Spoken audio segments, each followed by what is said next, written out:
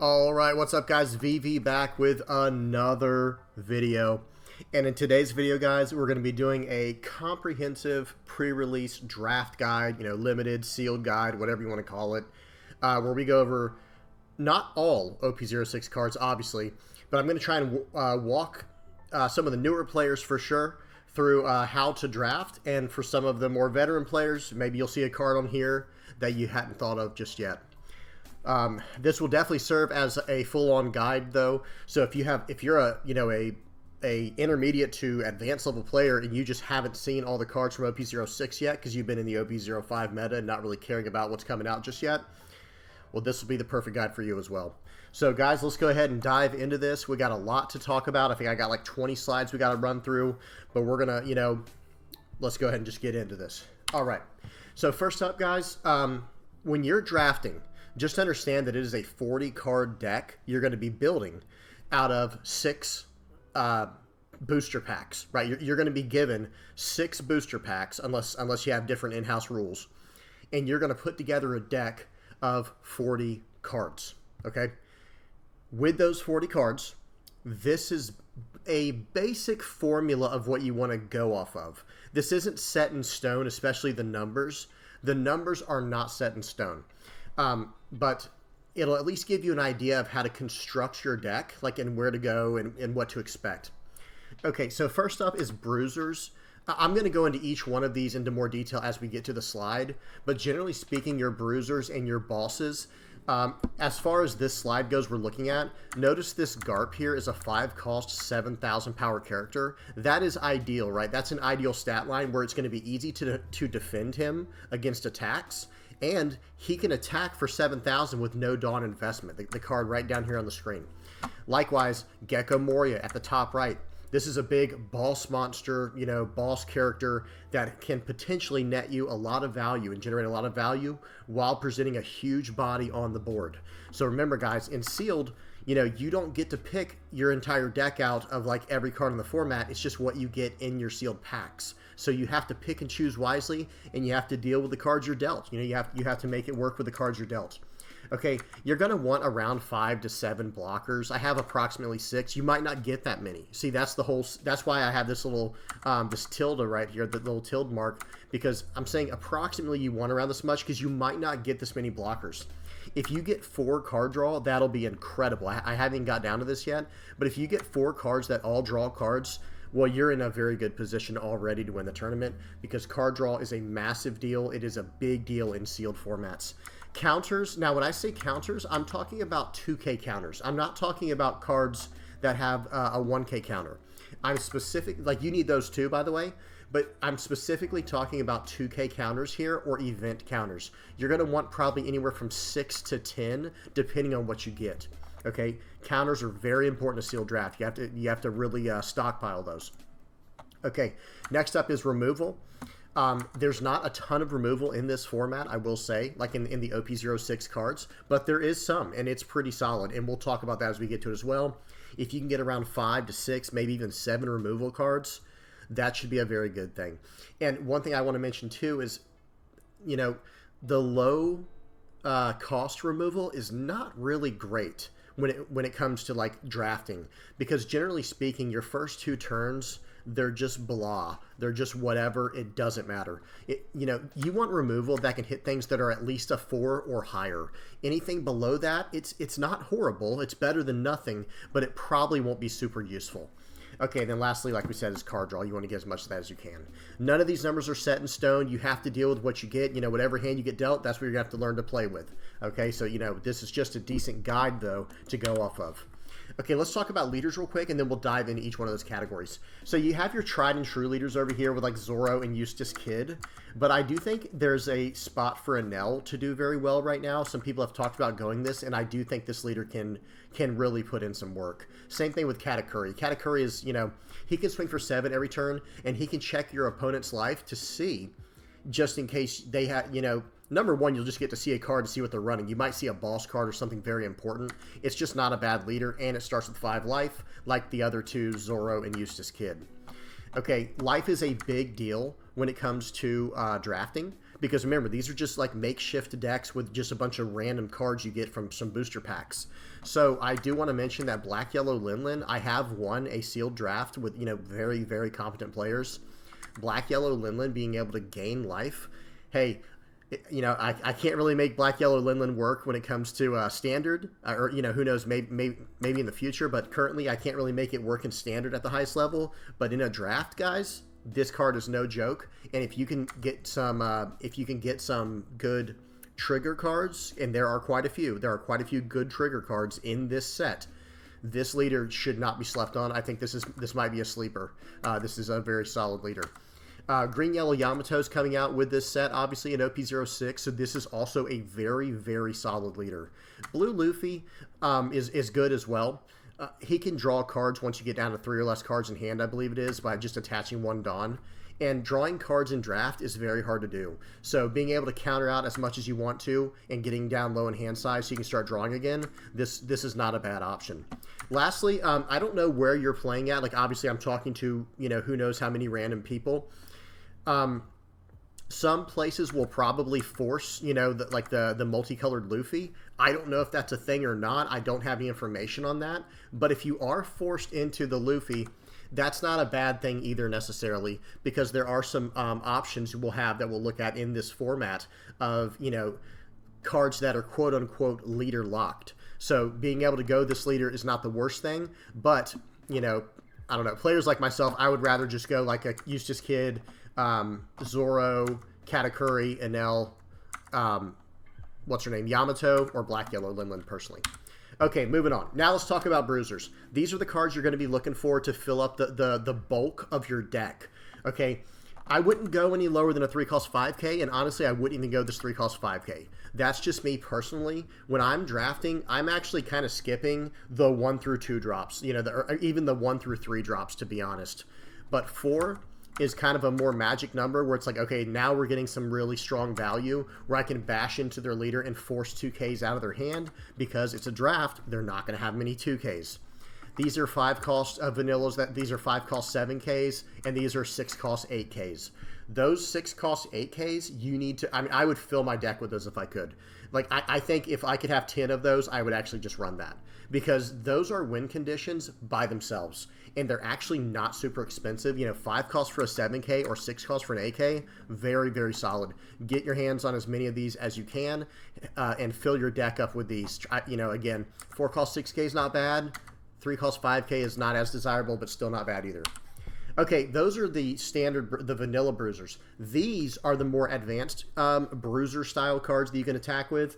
Inazuma's not bad. It's a 4-cost 5K, 1K counter. That's already almost vanilla. But if you attach 2 Dawn to him and make him 7,000 power or more, this character gains Banish. So you're going to be able to eat up cards from their life and stop them from drawing extra cards. Because remember, cards from life are cards you draw. Okay, so this is a very annoying card, right? Very strong. Next up is Arlong. Excuse me. Arlong is a 4-cost 6K, so he is literally vanilla statted, just like what we saw with Lola right here. 4-cost 6K. The only thing he doesn't have is a 1K counter, but look at what he does have. On play, you can trash a card from your hand, and up to one of your opponent's rested leaders can't attack until the end of your opponent's next turn. So it stops the opponent's leader from attacking. So think of it like this: if you have a dead card in hand that it's like, okay, whatever card I have is just not good against who I'm playing. Well, when you play this card, just trash it from your hand, and now your opponent's leader can't attack as long as they're rested, and they should be. Now your opponent's leader cannot attack, and that card acted as like a 2K counter or better. You see what I'm saying? So that's very solid. And Trigger, rest up to one of your opponent's characters with the cost of 4 or less. That can just randomly win you a game if your opponent has a 4 or less blocker. Okay, very solid. Hayuzo, this card, again, 4 cost, 6K power. And by the way, they're both Fishman. This is an activate main once per turn.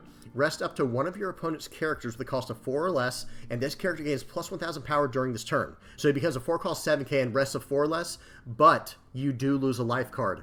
Now you see what I'm saying? This kind of card with Black Yellow Linlin is not even a detriment anymore, because for 8 Dawn, I can swing for 7 with this guy and go down to 1, let's say I'm at 2 life, right? I can swing for 7 with this guy, rest one of my opponent's characters, and then go right back up to 2 life with like 4 more Dawn with Black Yellow Linland, swinging for 7 and trashing a card from hand. I'm just saying, it is something to think about. Very, very solid. And then last but not least over here on this slide, Ryuma. He is a 4-cost 6K. Again, notice these 4-cost 6Ks, guys. These are huge. These are huge in a draft. And he can KO a 4 or less. And he can, on play and on KO, take out a 4 or less, a rested 4 or less. So very solid. It is a rare, so is Arlong, but it is something to look out for. Uncommon on Hyuzo, but you got to be very careful with this effect because you are losing life, okay? Next up, we got some more bruisers here. These are some, I'm trying to show ones from every different color, like the best ones to look for, if you haven't caught on to that just yet. So, Monkey Garp is one of the absolute most insane little, common 5-cost 7K draft cards you could imagine. Like, look at this.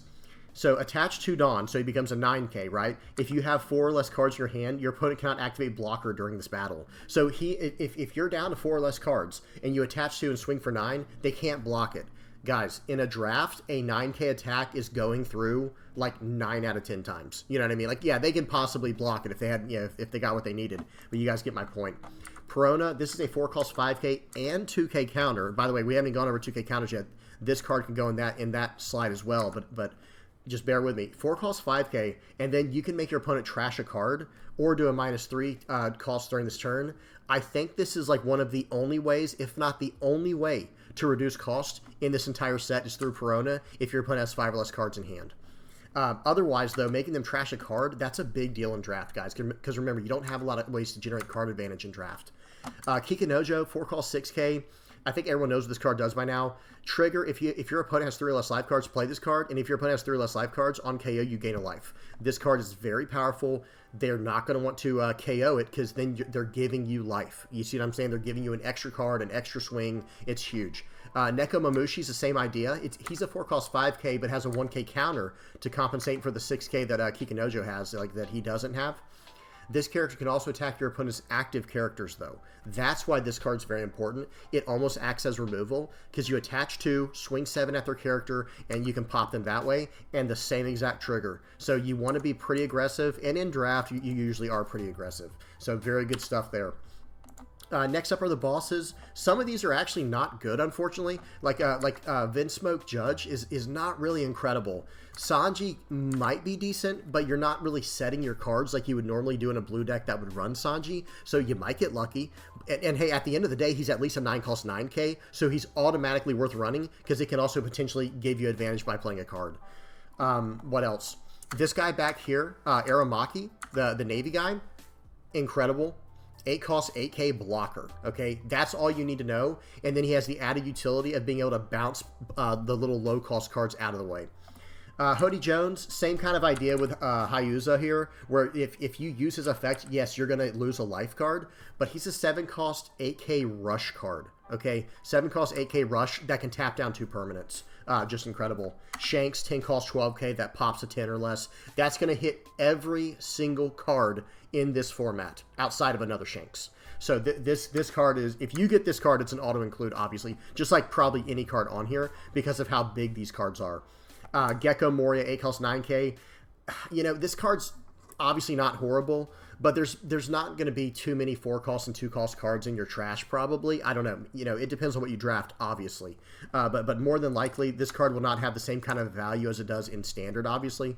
But I said obviously like 3 times there, sorry guys. But Gecko Moria is still going to be a very, very solid option because it's a 9K. And then, of course, Zoro in the front here. This dude is just going to be a beater. If you get this card, take it immediately. If you get Shanks, take it immediately.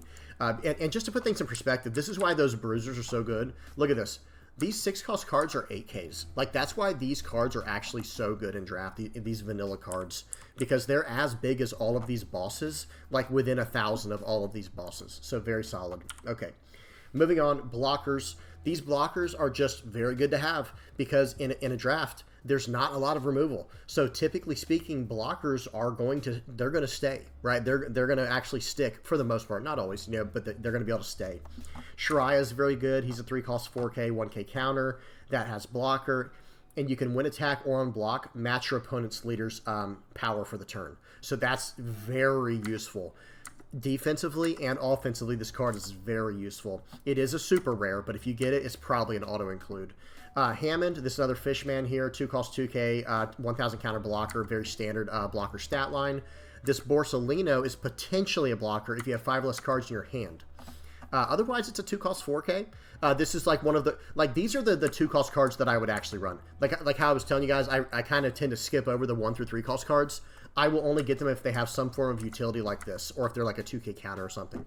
Next up is Yanji. Just so everyone is aware, this is a 4 cost 5k, 1k counter blocker, period. Okay? It can get plus 1000 if you have equal to or less Dawn than your opponent. So yes, even though this is a draft and you're probably not going to be messing around with your Dawn very much, this card is still very good as a blocker. And think about it like this. When you and your opponent are both on 10 Dawn, this is now a 4 cost 6k, 1k counter blocker. You know, it just is good. Okay, so do not overlook that card just because you're not running Germa 66 or Vinsmoke or whatever it's called. Okay, blockers. Shiki, this is a 2 cost. This is just part 2 of blockers. 2 cost 1k counter and 1000 power blocker. On play, if you have 8 or more Dawn cards on your field, draw 1 and trash 1. Cycling is a massive, massive advantage in draft. Do not sleep on this card. It is an uncommon, but I think if you get this card, I think it's an auto-include, to be honest. Just like a few of the cards we've seen. Cerberus, this is the same thing as the card we just saw with Hammond. It's just the Thriller Bark version. 2 cost, 2000 power, 1k counter blocker. Very common stat line in One Piece. It's almost like a default. Then you've got Kazuki Momonosuke. This card is insane. It's a super rare for a reason. 5 cost, 6000 power blocker, and you can potentially add up to one of your Land of Wano type cards other than Momonosuke to the top or bottom of the Owner's Life cards face up. So like some of the blockers we looked up back here, whoops, these are Land of Wano, guys. These are Land of Wano cards. If you get them into play, swing with them, well, then you go ahead and play out your Momonosuke, and now they're back to the top of your life. This card is outstanding. Very, very solid, and this is a big blocker. So it's a 5 cost 6k blocker. It can attack too, you know what I mean? That's a big stat line. Okay, 2k counters. This is just general information. These are, it doesn't matter what 2k counter you get. It doesn't matter which one of these. Just try to get as many 2k counters as you can. They're going to be very hard to find. Because on this slide here, look, uncommon, common, uncommon, uncommon, uncommon, common. And then there's even more rare ones like, let me go back, sorry guys, like Perona here. That's, you know, this card is a super rare, and so is the yellow Land of Wano 2k counter Hiyori, which I don't even have on here. But again, if you can get those 2k counters, get them. They're very, very important. Okay? Next up, some counter events. So Meteor Strike of Love, this red one here, it's a 2 cost main or counter. Notice that. You can do it main or counter, so very strong versatility. Add up to 1 card from the top of your life cards to your hand. So you see what's going on there, but it's more for like an alpha strike or to save you, you know, from a big attack. Well, I don't know, actually. I don't know about saving from a big attack because then it just, you know, I don't know. The counter, let's not, I won't even talk too much about that because why not just take the life if you have life that you're going to take? Because otherwise you can't activate the effect. But here's the thing. On offense, like for the main, up to one of your leader or character cards gain plus 3000 power during this turn. So, I mean, yeah, it is for the turn, which just like with Shadow's Asgard. So I guess it is worth using if they're trying to take out one of your characters that you desperately need, right? Where it's like, okay, I can't let you KO that character. I'm going to lose a life card, and this guy's going out plus 3000 power. But it could be a leader or character. So even your leader, right? Like maybe your leader will not even be KOable after that, or you know they won't be able to hit your leader because he'll have 3000 power for the rest of the turn. So very solid event here. Next up, the Billionfold World Trichiliocosm. I have no idea how to say that. 1 cost 4k counter, guys, but only if. So here how it, listen to like what it reads. Up to one of your leader or character cards gains plus 2000 power during this battle. Then if you have 8 or more rested cards, so Dawn cards, leader cards, character cards, whatever, that card gains an additional plus 2000 power during this battle. So basically, this is going to very easily, like after turn 4, this is very easily a 1 cost 4k. And then trigger KO if one of your opponent's rested characters with the cost of 3 or less. So just very, very strong. Next up, you're the one who should disappear. 0 cost. You trash a card from hand and then get a 3k counter. This is a very standard, just like we were looking at with the blockers, like a very default stat line, like 2 cost 2k blockers with a 1k counter. Every color now, since now with this card being printed, every single color has a 0 cost trash a card plus 3,000 power. Now, the trigger's pretty good on this one. If you have 0 life cards, you may add up to 1 card from the top of your deck to the top of your life cards, then trash 1 card from your hand. So it acts as like an L effect where you gain a life. Very solid. And then Shadow's Asgard, 2 costs, main or counter, just like what we saw with Meteor Strike of Love. Your leader gains plus 1,000 power during this turn. Now, this is just your leader. You can't do this on a character like you can with a Meteor Strike. But your leader is plus 1,000 power for the turn. Okay, then you may KO any number of your Thriller Bark Pirates type character cards with the cost of 2 or less, and then your leader gains an additional plus 1,000 power during this turn for every character KO'd this way. And then trigger, it's almost worth running for the trigger alone, because it's a draw 2, trash 1 trigger. It's just very, very solid, and then, hey, you can make your leader 6k for the turn by just paying 2, or potentially more if you have a card like Cerberus, okay, or whatever Thriller Bark card you might have. Okay, so moving on to removal. Gum Gum King Kong Gatling. This isn't technically removal outside of the counter, or the trigger rather, excuse me, but it does have a way to like KO stuff, right? On your main, you're going to be up to one of your leader or character cards gains plus 3,000 power during this turn. Then if your opponent has a character with 7,000 power or more, up to one of your leader or character cards gains plus 1,000 power during this turn. So it's basically giving 4,000 power on offense if your opponent has a 7k character or more, obviously. Okay, so just very, very strong utility. And like I said, the trigger's hitting a 5,000 or less, you know, from the trigger, it's KOing. Okay, then we have a Blue Dragon Seal Water Stream, which is just a main KO of 5,000 power or less. And then the trigger KOs of 4,000 power or less. So red got some pretty decent removal for draft. It's not insane or anything, but it's really not bad. Now, these next two are probably the best removal cards in the set, but they are rares. The others were, well, excuse me, King Kong Gatling was rare and uncommon for Blue Dragon Seal Water Stream. But this green one, You Ain't Even Worth Killing Time. This card is a 4-cost, trigger, activate the main. You get to choose one, either rest a 6 or less or KO a rested 6 or less.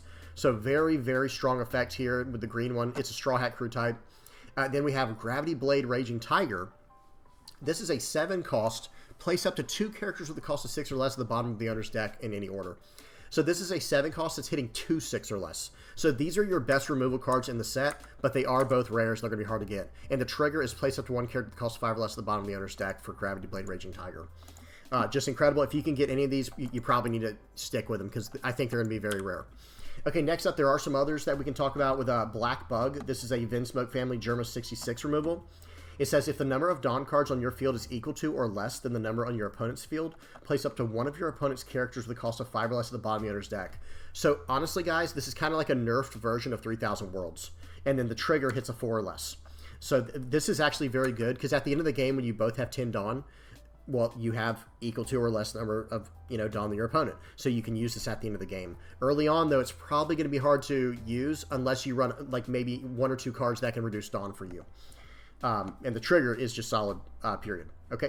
Next up is Brook. 6 costs, 6,000 power, on play, trash up to one of your opponent's characters with a cost of 4 or less. Not KO, trash them. So they will not be able to get any on KO effects. Like, so for example, sorry guys, I got to go backwards a little bit, bear with me. So in other words, cards like Ryuma, who has an on KO effect to KO a 4 or less. If you hit him with Brook, and by the way, Brook can hit a 4 or less, he'd be able to hit Ryuma, that KO effect will not go off. Okay, and then, or on play, the other effect is your opponent places 3 cards from their trash at the bottom of their deck in any order. So very solid utility there, for probably more for constructed, but still very good. Okay, Onami is the next one. 2 cost, 3,000 power, 1,000 counter. On play, your leader or character gains banished for the turn. That's just very good. You're taking card advantage away from your opponent, or making him over counter when he doesn't want to. And then it also has trigger to KO a 5 or less. So, I mean, this card, if you get it, it is a rare, but this is a good card to get. And notice every card on this page is a rare. Last but not least is Reject. This is a 4-cost, draw 1 card trigger, main, KO up to one of your opponent's characters with a cost of 5 or less. And then if your opponent has 1 life card, deal 1 damage to your opponent, then add 1 card from the top of your life cards to your hand. This card is very good. It's so good, in fact, it's getting banned in Standard. But if you draft this, it is absolutely worth running. The trigger can draw you a card. It can help you swing for lethal, or it can help clear up the board by hitting a 5 or less. The card is absolutely incredible in that regard. And like I said, guys, all of these cards are rare, except Blue Dragon Seal Water Stream is uncommon. So getting removal is going to be tough. If you have some, it's all to include. Okay, I think last up is card draw. First up is Kuzan. 3 costs, 5,000 power, so a solid body. on play, draw 2, and place 2 at the bottom of your deck in any order. So this is just a nice draw 2 cycle card. Very, very solid. And it's on a 3-cost 5k body. White Snake, this can give your character, or a leader or character, plus 1,000 power during this turn, and you get to draw a card that triggers a top 5 that lets you put cards back in any order. Okay, on the top or bottom of your deck in any order, of course. So just a great utility card. And then, of course, Vinsmoke Reiju. This is a super rare, but it is an incredible card. 4-cost 5k, 1k counter. It has everything we want on a 4-cost. And then an on-play to be able to draw 2 cards. If you have 5 or less cards in hand, you have equal to or less Dom than your opponent. Okay, just great card. So some considerations if you are forced into running the Luffy, or if you just want to run the Luffy. There are some cards that actually get turned on in that way, like their effects are turned on. Like, for example, this guy, Douglas Bullet back here, he becomes a 6-cost, 7,000 power, 1k counter with blocker. This Musica card can get plus 5,000 power by resting an Uda card. So, you know, your leader, I believe, will be able to rest that. And then Guild Tessero is Dawn -1. If your leader has a film type, you can add up to 2 film type character cards that cost 4 less from your trash to your hand. I don't know if this one will be as good. It depends on what you can draft, but there is that option. There is something to consider, right? Another actual legitimate consideration is Hody Jones, because if you look at like the way he is, he prevents you from losing life from these card effects. And these cards are actually very strong, and none of them are rare outside of Hody Jones and Kami. Kami would be nice to get, but this is a searcher. Typically speaking, a searcher is not good to get in a draft, just to give you guys a heads up because of consistency issues. But these other cards, like, let me just tell you what they are. First of all, that Arlong that we looked at earlier, he was a rare. And then the one right next, now let me go in order here. This guy, Icaros Much, he is a uncommon. Then the next card is Daruma right here. He is a, sorry guys, I have it over on the right because I blocked it when I put it up together. He is an uncommon. Hody Jones is super rare. This guy's a common. Kami's a rare. And then there was one other guy. I'm sorry guys, let me find him. The Hyuzo. The Hyuzo guy we looked at earlier. I'll just go back to him real quick. Sorry. He is an uncommon. So there you go, uncommon. And then hey, you even have like some other fish cards with Hammond, right? So if you're able to get Kami, and you get a decent amount of these Fishman cards, it might be a consideration to run Hody Jones with Kami, because Kami can search up Merfolk or Fishman. Okay, so that is something to actually to consider. But again, I probably wouldn't try this unless you're very, very experienced with drafting, because again, consistency issues are the thing that could hold this back. It's better to just draft a little more neutral.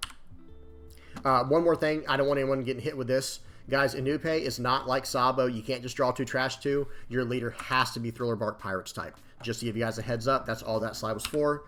And I think this is the last one here. Or no, there's 2 more. Certain cards are not good in draft. Just understand that. Like this is, again, this is not constructed. So a card like Absalom can get you almost no value in draft. First of all, you have to have, what is it? You have to have like 2 cards in your trash to bring back. And that alone is already going to be hard enough to pull off, right? Sorry, I have it blocked off. I'll just read it what it does. Yeah, you may return 2 cards from your trash to the bottom of your deck in any order to KO a 2 or less. And remember what I was saying, guys, there's like almost no cost reduction in this entire set. So KOing a 2 or less in draft, sure, it's better than nothing. Maybe you can get a blocker out of your way to win the game. And yeah, if you get this card, he's a rare. It's probably worth adding to your low-cost bruiser slot. But generally speaking, this card's not great in draft. But again, if you have no other removal options, then you probably should go him. But cards like this, this is a top 3 searcher for film. Tashigi's a top 5 searcher for Navy. Kami is a top 5 searcher for Fishman. And this Ivankov does like I think it's like a top 3 or top 5 search for Revolutionary Army. These cards aren't really good in draft, so you might want to avoid them. This card's okay, the Ivankov, because it's at least a 5-cost 6k, but it doesn't have a counter, so that kind of hurts it. Again, same thing with Absalom. He's a 4-cost 5k with a 1k counter and a potential KO effect, so he's probably still worth adding if you get it. But again, remember, you have to have 2 cards in trash first before you use this effect. Then lastly down here, like Germa 66, obviously, I don't know. There's no reason to run this card. I'm gonna be quite frank with you guys. There's almost no reason to run this card unless you somehow pull every single card you need for a Germa 66. Amano Murakuma Sword. This one is probably better than, you know, some of the other stuff we looked at on here. But again, hitting a 2 cost at a 1 cost and having no way to increase cost, Not exactly incredible, guys. Not exactly incredible. And if they don't have anything that's low like that, this is just a dead card in hand. Even the trigger is just the exact same thing. So just something for you to consider when you're drafting. Okay, last page here. These cards, just like with Yanji, just like with Reiju, when you get to 10 Dawn, these cards are still very good, right? When you and your opponent are both at 10 Dawn, these effects are live. They're both active. Because it just says if the number of Dawn cards in your field is equal to or less than the number on your opponent's field, then you get to do their effects. This guy can give minus 2,000 power and rush, the Ikiji, and the Niji can do KO a 2 or less or bounce a 4 or less. They're both rares. I sound like a broken record, you know, they're all these rares. But guys, these are the cards you got to be looking for. These are the cards you want to include. These are very solid cards, especially Niji. He's a 5 cost 6 here with a 1k counter. Like, that is just solid all around. And if you can also get these other effects, that's just pure value. Ikiji can be good as well with Rush. He could maybe, like, when y'all both have 10 Dawn, he could be your Alpha Strike card that just finishes them off.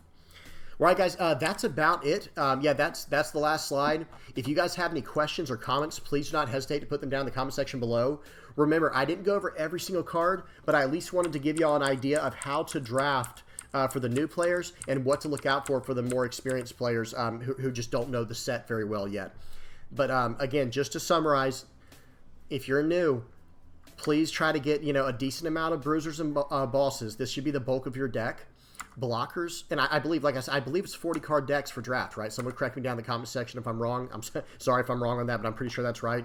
Blockers, you want about, you know, somewhere between 5 and 7. Counters, you want probably as many as you can get. Same thing with removal and card draw. Like counters, removal, and card draw, you want just about as many as you can get, but realistically, you're probably going to be around this number just because of how that works, right? Removal probably is going to be lower than this. Like I said, most of the removal we saw was like literally rare or you know, yeah, I think they were all just rare. So it's going to be hard to find that.